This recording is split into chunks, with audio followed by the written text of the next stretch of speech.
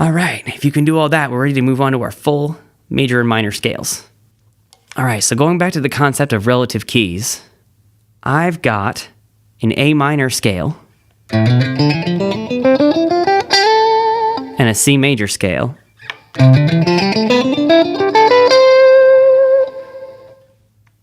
Those sound really different, right? They have all the same notes, again. So using this concept of relative keys, we can use the major and minor scale in relative keys. That's two scales in the same key. Whatever key you're in, it has a relative key. And we can use those two scales, major and minor, starting at different points in the guitar, just those two scales, to cover the entire fretboard of the whole guitar. Here's what I mean. A minor. C major.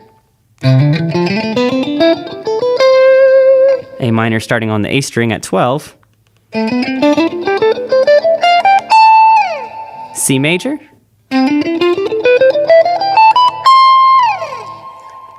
It's the whole fretboard. I mean, I could go lower, but lead guitar pretty much stay above the 5th fret. You can see how this is very powerful. You can move these scales up and down, starting at different root notes to get different keys. And again, I highly recommend before moving forward, we want to be able to play these scales to the metronome. In 12th notes, 1 and a 2 and a 3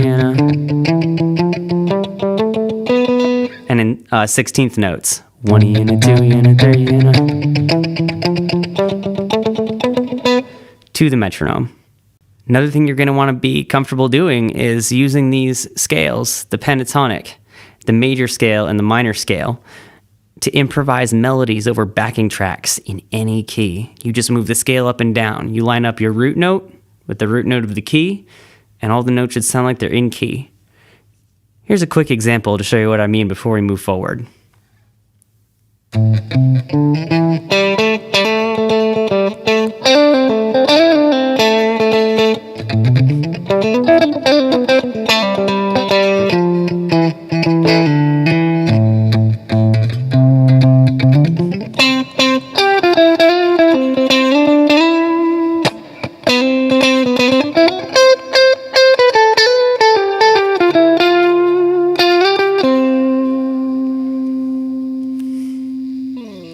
Improvising melodies. Fun stuff. You can do all that with nothing but practicing what I just showed you. If you feel comfortable improvising melodies in any key on your major, minor, and pentatonic scale, and also playing to the metronome in 12th and 16th notes, we're probably ready for some chord theory. So let's move on here.